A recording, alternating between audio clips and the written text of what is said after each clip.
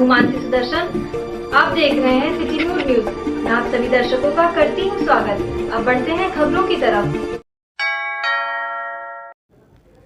नगर निगम अयोध्या के 4 साल पूरे होने पर जहां भाजपा ने अयोध्या के रामकथा पार्क में एक सभा करके उपलब्धियां गिनाई, तो वहीं दूसरी ओर सपा और कांग्रेस के नेताओं ने तीखी प्रतिक्रिया व्यक्त की है। उन्होंने कहा कि नगर निगम अयोध्या बन जाने से जनता ठगी गई है और टैक्स बढ़ाकर जनता की जेब पर डाका डाला जा रहा है। आइए सुन लेते हैं 4 साल पूरे होने पर कांग्रेस और समाजवादी के नेता ने क्या बोला है। विकास के दावे किए जा रहे हैं, आपको क्या लगता है जनता का क्या लाभ हुआ? देखिए, खोखले दावे हैं। जनता के ऊपर महंगाई की मार पड़ी है, जनता के ऊपर टैक्स की मार पड़ी है।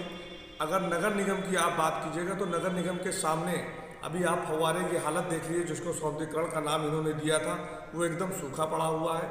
जगह जगह इन्होंने सीवर लाइन के नाम पर कोई उनके पास गेम प्लान नहीं है, कोई मास्टर प्लान नहीं है कि कहाँ पर पहले सड़क बनानी है, कहाँ पर सीवर लाइन खोदनी है। आपने सीवर लाइन खोद दिया, लोगों के घरों के मकान के पाइप टूट गए, लाइन टूट गई, लेकिन कोई भी नगर निगम का बनाने वाला अधिकारी नहीं वो बताता है कि मेरे पास जो काम मुझको मिला है मैं वही काम कर रहा हूँ। तो नगर निगम पे सुविधाओं के नाम पर अभी तक नगर निगम, अगर आप जहाँ से नगर निगम की बात कर रहे हैं तो सुविधाओं के नाम पर उन्होंने अभी तक कुछ नहीं दिया है। टैक्स थोप दिया है, लेकिन टैक्स के साथ साथ जो हमको सुविधाएं मिलनी चाहिए थी, भाई सड़क है, आपका सीवर लाइन है। 41 ग्राम सभा में हम लोगों ने ज्ञापन भी दिया था कि भाई आप उसको जो है वो आप जब तक कि आप वहाँ पर सुविधाएं ना दे दीजिए, बिजली ना दे दीजिए, खंबे ना दे दीजिए, सीवर लाइन ना दे दीजिए, मृत्यु प्रमाण पत्र के लिए लोगों को भटकना पड़ रहा है, जन्म प्रमाण पत्र के लिए लोगों को भटकना पड़ रहा है कि मैं ब्लॉक में जाऊँ कि नगर निगम में जाऊँ। उन सारी सुविधाओं को न देते हुए उन्होंने उनके ऊपर टैक्स जैसे चीज़ें थोप दिया है। लोगों के मकान लोग बने हुए हैं। हम लोगों ने ज्ञापन समाजवादी पार्टी ने दिया था, उस ज्ञापन पे वहाँ के अधिकारियों ने ये जवाब दिया कि हम लोगों ने और कोई भी प्रस्ताव बोर्ड में लाके उन्होंने पास नहीं किया, बल्कि बोर्ड सर्वोपरि है। पहले आपको बोर्ड में लाना चाहिए था, तब उस प्रस्ताव को पास करना चाहिए था। लेकिन वहाँ के अधिकारियों को कहना ये है कि अधिकारी बोर्ड से ऊपर है। तो अब जो सारी चीज़ें आपकी इन लोग जिस तरीके से ये बात कर रहे हैं, वो ये तो तानाशाही है, भाई नौकरशाही हावी है। तो इसलिए नगर निगम ने क्या मतलब जो योजनाएं यहाँ पे थी, हमको तो कोई योजनाएं नहीं दिख रही। जो भी सीवर लाइन का काम समाजवादी पार्टी की सरकार में पहले ही पास हुआ था, जो आज हो रहा है। अंडरग्राउंड केबलिंग का काम समाजवादी पार्टी की सरकार में पहले ही पास हो चुका था और वो अयोध्या में हो चुका था। अभी तक फैजाबाद में आगे नहीं हुआ, बल्कि उस समय सब पास हुआ था। तो इन्होंने क्या काम किया पहले ये बताएं। खोखले दावे हैं, वो तो उपलब्धि बता रहे हैं। तो भाई हम उपलब्धि वो अपनी बता रहे हैं, हमारे कामों को किए हो तो अगर वो अपनी उपलब्धि बता रहे हैं तो जनता तो इतनी बेवकूफ़ है नहीं। जनता तो जान रही है कि काम कब शुरू हुआ। भाई जिन चीज़ों को हमने काम शुरू किया था उसको ये अभी तक पूरा नहीं कर पाए तो उपलब्धि कैसे हो जाएगी? उनका कहना संसाधन नहीं था, बावजूद इसके हमने नगर निगम बनाया और विकास की गंगा बह रही है। कोई एक ऐसा काम हम भाजपा सरकार से पूछना चाहते हैं कि 5 काम वो ऐसा बता दे जिसका उन्होंने शिलान्यास किया और फिर शिलान्यास पूरा हो गया और जिसका फीता काटा और उसके बाद में समापन के बाद जो चीज़ें बन के तैयार हो गई हैं। कोई 5 काम ऐसा बता दे। भाजपा के लोगों को जब आप सवाल विकास के ऊपर करेंगे तो वो धर्म और जाति की बात करेगी, क्योंकि विकास उसने किया नहीं ना। विकास के नाम पर वो रोड मांग भी नहीं पाएगी, क्योंकि जनता जहाँ पर विकास हुआ है, जहाँ पर लोगों का काम हुआ है, वो देख रही है कि समाजवादी पार्टी ने किया, तो कहाँ से इसका जवाब देंगे? क्या नाम है कहता है? हामिद जाफर, महानगर महासचिव अयोध्या। अयोध्या नगर निगम को 4 साल पूरा हो गया, भाजपा उपलब्धियां गिना रही, आप किस तरह देखते हैं इसको? देखिए, नगर निगम जो बनाया भाजपा ने, जो उनका उद्देश्य था कि जनता को राहत देंगे और व्यवस्थाएं बढ़ाएंगे, लेकिन नगर निगम बनने के बाद जनता ठगी महसूस कर रही है। जिनका 100-200 रुपये हाउस टैक्स था, आज उनका 2000-3000 रुपया हो चुका है। जनता पूरी तरीके से त्रस्त है। और जहाँ तक नगर निगम में विकास की बात है, विकास के नाम पर पैसा तो जनता दे रही है टैक्स, लेकिन जो जनता को विकास का मिलना चाहिए वो अभी तक नहीं मिल पाया है। क्या लगता है जनता को कुछ सुविधाएं मिली नगर निगम बनने के बाद? जनता को सिर्फ जो है उनके ऊपर भार बढ़ा है, विकास तो कहीं कोसों दूर है। जिस तरीके से टैक्स वसूला जा रहा है, जनता के पैसे का पूरी तरीके से ये कर्मचारी अधिकारी मिलकर पूरा बंदरबाट कर रहे हैं। सरकार तो इसको उपलब्धि के रूप में देख रही है। सरकार तो उपलब्धि बता ही रही है, क्योंकि उन्हें बना दिया है तो उसको बताना ही पड़ेगा।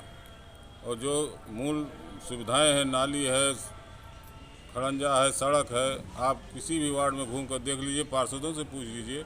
जो अपेक्षाएं थी, जो जनता से चुन कर आए थे, वो अभी तक वो पूरी नहीं, वो खाली साधन बनाने में भी नगर निगम लगा हुआ है, अपनी व्यवस्था बना रहा है, व्यवस्था के नाम पर खाली लूट हो रही है। आप तो मेन अयोध्या के ही रहने वाले हैं, जन्मभूमि के पास, वहाँ की स्थिति क्या है?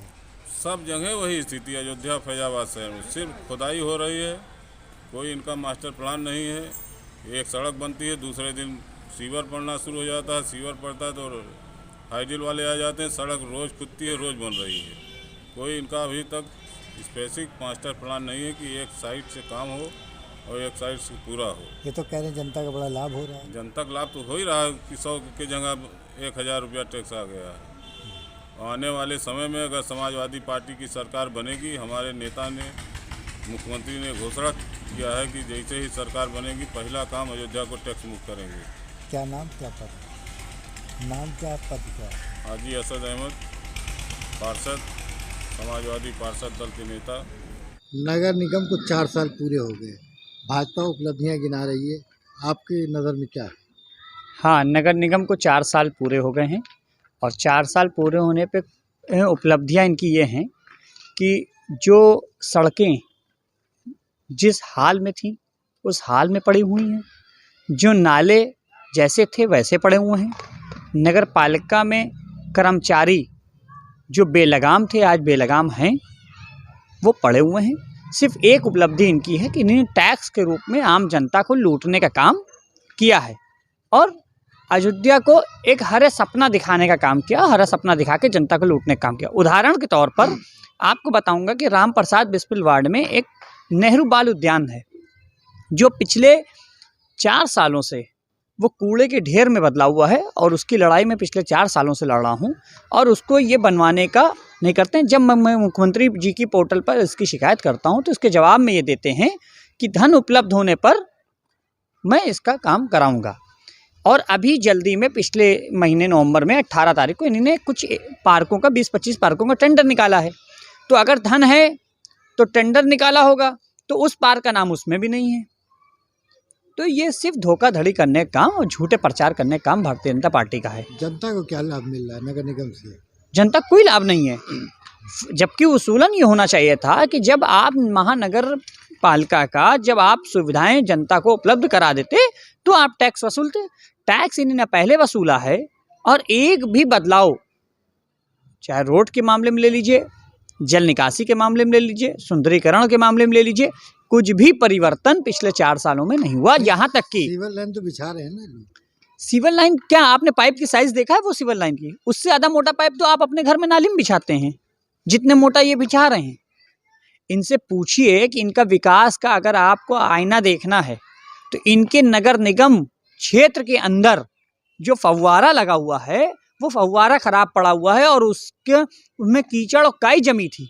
मैंने ही उसको लाइव वहाँ से किया और उसकी कंप्लेंट मुख्यमंत्री पोर्टल पे की, तब उसकी सफाई तो हो गई है, मगर फव्वारा आज भी खराब पड़ा हुआ है। तो जो अपने कार्यालय के अंदर का फव्वारा नहीं चालू कर सकता वो नगर की क्या देखभाल करेगा? ये लोग तो उपलब्धियां गिना रहे हैं। अरे आपको पता है महापौर तो जमीन में काम कर रहे हैं, महापौर तो जमीन का व्यवसाय कर रहे हैं। उन्होंने महापौर होने के नाते जमीनों को कब्जा करना और जो है बिकवाना खरीदने का काम करना शुरू कर दिया। वो नगर पालिका नगर निगम में बैठते कब हैं? आपको मिलेंगे कहाँ? कोई कर्मचारी जो है वहां पर सब वसूली का काम कर रहे हैं। बड़े लंबे लंबे टैक्स लोगों के यहाँ भेजे गए और टैक्स भेजने के बाद वो लोग जो फव्वारा लगा हुआ है वो फव्वारा खराब पड़ा हुआ है और उसमें कीचड़ और काई जमी थी। मैंने ही उसको लाइव वहाँ से किया और उसकी कंप्लेंट मुख्यमंत्री पोर्टल पे की, तब उसकी सफाई तो हो गई है, मगर फव्वारा आज भी खराब पड़ा हुआ है। तो जो अपने कार्यालय के अंदर का फव्वारा नहीं चालू कर सकता वो नगर की क्या देखभाल करेगा? ये लोग तो उपलब्धियां गिना रहे हैं। अरे आपको पता है महापौर तो जमीन में काम कर रहे हैं, महापौर तो जमीन का व्यवसाय कर रहे हैं। उन्होंने महापौर होने के नाते जमीनों को कब्जा करना और जो है बिकवाना खरीदने का काम करना शुरू कर दिया। वो नगर पालिका नगर निगम में बैठते कब हैं? आपको मिलेंगे कहाँ? कोई कर्मचारी जो है वहां पर सब वसूली का काम कर रहे हैं। बड़े लंबे लंबे टैक्स लोगों के यहाँ भेजे गए और टैक्स भेजने के बाद वो लोग जब ठीक कराने गए तो उसकी दलाली काम कर रहे हैं। इन तो धंधा निकाल लिया है ना। इन तो हर चीज में धंधा निकालते हैं ना। ये 4 सालों में ये काम गिनाए कि कौन ऐसा काम है, या आप घूम रहे हैं शहर में, आप कोई ऐसी इमारत बताएं या कोई ऐसी चीज़ बताएं कि देखिए ये महानगर पालिका ने जो है अपने क्षेत्र में बनवा दिया, जिसको देख करके जनता की सुविधा उपलब्ध हुई हो। आप जाम का हाल देख लीजिए, गंदगी का हाल देख लीजिए, आप जो चीज़ देखना चाहिए देख लीजिए, कोई एक सुविधा नहीं है। झूठा प्रचार करना वो भारतीय जनता पार्टी की नस नस में है और वो करती है। नाम पद। मैं आरिफ आबदी हूँ, प्रदेश महासचिव हूँ अल्पसंख्यक विभाग से, कांग्रेस पार्टी से, उत्तर प्रदेश।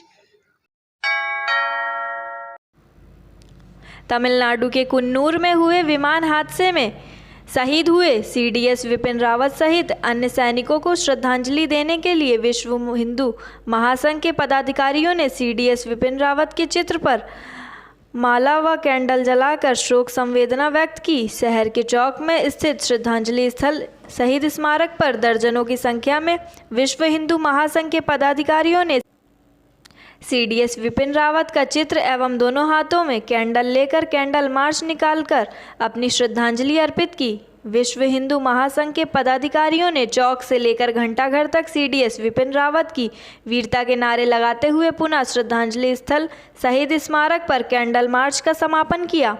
विश्व हिंदू महासंघ अयोध्या के जिला अध्यक्ष राजेंद्र प्रसाद पांडे ने कहा कि सीडीएस विपिन रावत के आकस्मिक निधन से पूरे देश को दुख हुआ है। इस क्षति को देश कभी भूल नहीं पाएगा। विपिन रावत के लिए पूरे देश को 2 मिनट का मौन रखना चाहिए।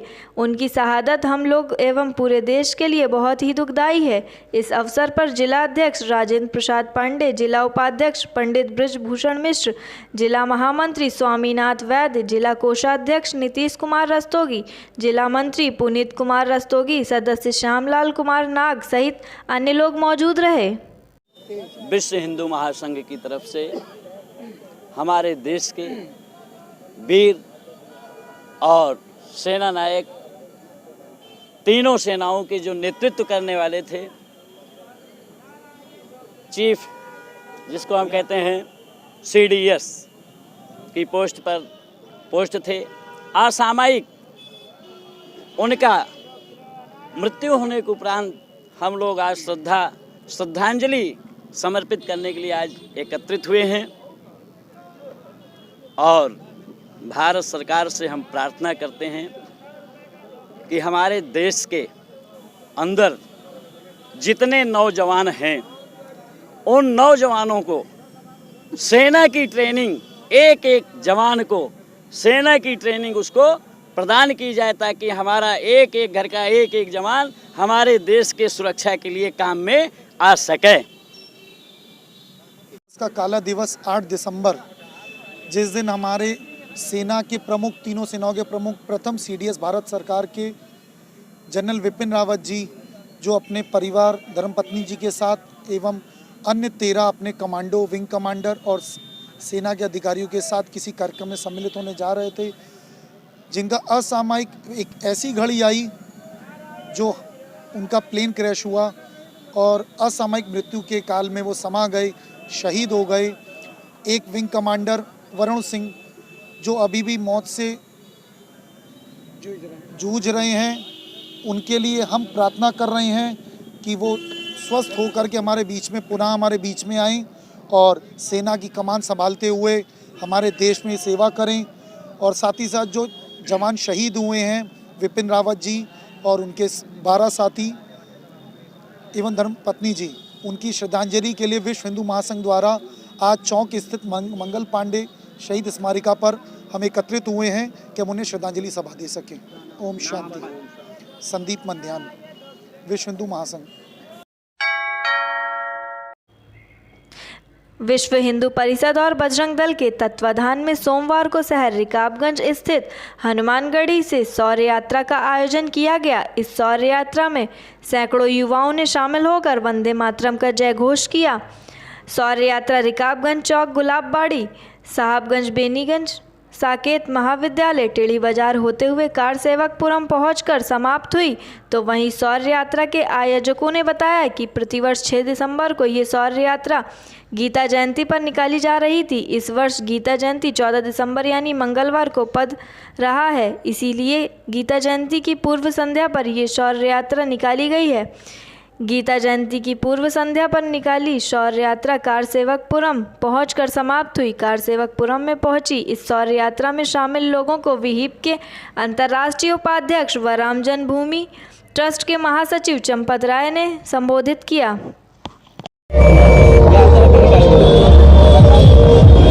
6 दिसंबर को हर बार ये शौर्य यात्रा निकाली जाती थी और गीता जयंती भी उसी दिन होता था, लेकिन आजकल गीता जयंती कल हो रही है। लेकिन गीता जयंती के पूर्व संध्या पर शौर्य यात्रा और गीता जयंती आज दोनों मनाई जाएगी।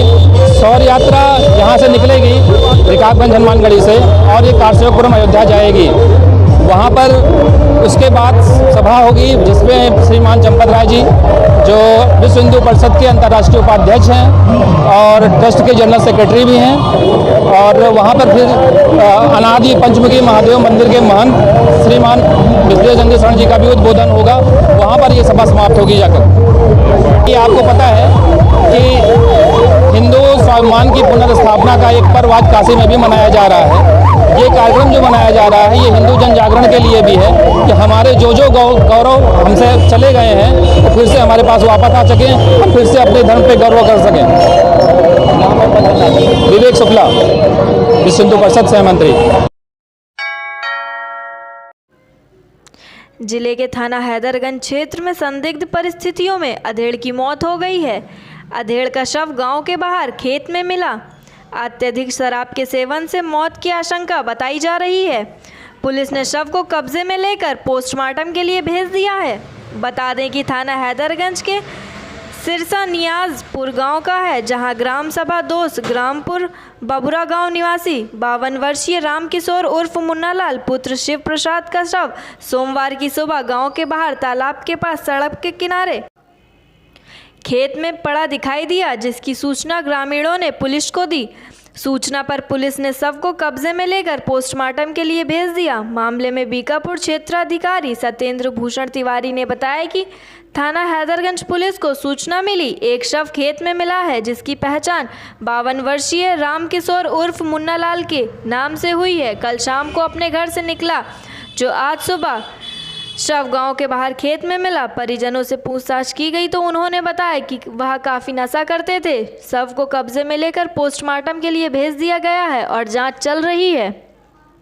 आज सुबह थाना क्षेत्र हैदरगंज के ग्राम दोस्तपुर से एक सूचना प्राप्त हुई कि वहां पर रामकिशोर कन्नौजिया, जिनकी उम्र करीब 55 वर्ष थी, कल शाम को अपने घर से निकले थे। आज सुबह उनकी डेड बॉडी गांव के बाहर एक गन्ने के खेत के पास प्राप्त हुई। परिजनों ने ये पूछताछ करने पर बताया कि वे काफ़ी नशे के आदी थे, शराब इत्यादि का सेवन किया करते थे। हालांकि मृत्यु के कारणों के संबंध में पता लगाने के लिए पंचनामा करके बॉडी को पोस्टमार्टम के लिए भिजवा दिया गया है। यदि इस संबंध में कोई नया तथ्य प्राप्त होता है तो पुलिस अन्य आवश्यक विधिक कार्रवाई करेगी। जूना अखाड़े के महामंडलेश्वर यतीन्द्रनंद गिरी अयोध्या पहुंचे।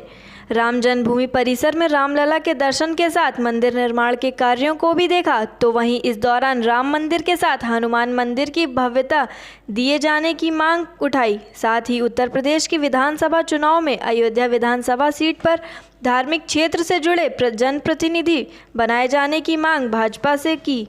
अयोध्या पहुंचे जूना अखाड़े के महामंडलेश्वर यतीन्द्रनंद गिरी ने कहा कि अयोध्या में सदियों के बाद एक ऐसा अवसर आया है कि वास्तव में प्रभु श्री राम चक्रवर्ती सम्राट भी थे और इस विराट के स्वामी भी हैं। उनका जैसा भव्य और दिव्य विशालात्मक मंदिर बनना चाहिए, आज उसी तरह मंदिर बन रहा है। और प्रभु श्री राम केवल एक समुदाय के नहीं हैं, प्रभु समग्र सृष्टि के हैं। राम का जो जीवन है, उनका जो आदर्श है, यह पूरे विश्व को अपनाना चाहिए और कहीं ना कहीं अयोध्या आगे भारत की एक आध्यात्मिक, सांस्कृतिक और धार्मिक नगरी बनने जा रही है। वहीं कहा कि मैं आग्रह और करना चाहूँगा कि भारत सरकार को, माननीय प्रधानमंत्री जी को, उत्तर प्रदेश सरकार योगी जी को कि जिस प्रकार से, जिस भव्यता के साथ प्रभु श्री राम का मंदिर बनना चाहिए वह बन रहा है, लेकिन उसकी भव्यता के साथ श्री हनुमान जी का स्थान हनुमानगढ़, उसका स्वरूप भी परिवर्तन होना चाहिए। उसका स्वरूप भी उसी भव्यता और दिव्यता के साथ बनना चाहिए। हनुमानगढ़ी, क्योंकि राम जी के बिना हनुमान जी की शोभा नहीं होती है। हनुमानगढ़ी का विकास होना चाहिए और उसी पर होना चाहिए। इसके साथ ही उत्तर प्रदेश में चुनाव का दौरा हो रहा है। यह एक धार्मिक नगरी है, यहाँ से धर्म का संदेश जाता है, इसलिए अयोध्या में जो भी प्रतिनिधि हो वह धार्मिक क्षेत्र से हो। भारतीय जनता पार्टी से निवेदन करते हुए कहा कि जो धार्मिक और सामाजिक क्षेत्र से जुड़ा हो उसी को यहाँ प्रतिनिधि के तौर पर अवसर प्रदान करें।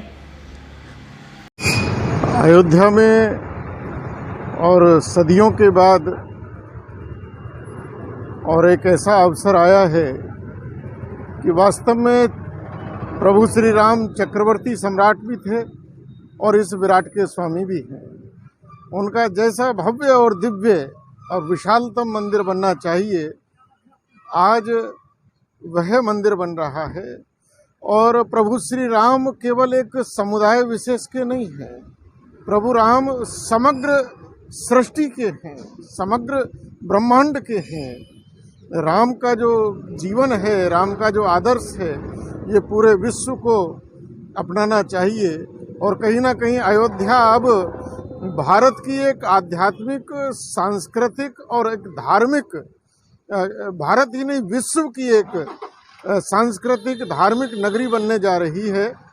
मैं चैनल के माध्यम से एक आग्रह और करना चाहूँगा भारत सरकार को, माननीय प्रधानमंत्री जी को, उत्तर प्रदेश सरकार योगी जी को, कि जिस प्रकार से, जिस भव्यता के साथ प्रभु राम का मंदिर बनना चाहिए वो धन्यवाद के पात्र बनवा रहे हैं, लेकिन उसी भव्यता के साथ अब श्री हनुमान जी का जो स्थान है हनुमानगढ़ी, उसका स्वरूप भी परिवर्तित होना चाहिए और उसका स्वरूप भी उसी भव्यता और दिव्यता के साथ बनना चाहिए। हनुमानगढ़ी चूँकि राम जी बिना हनुमान जी के शोभा नहीं पा पाते हैं, तो हनुमानगढ़ी का भी विकास होना चाहिए और उसी तर्ज पर होना चाहिए। और साथ में अभी चुनावों का दौर आ रहा है, तो अयोध्या एक धार्मिक नगरी है, यहाँ से धर्म का संदेश जाता है।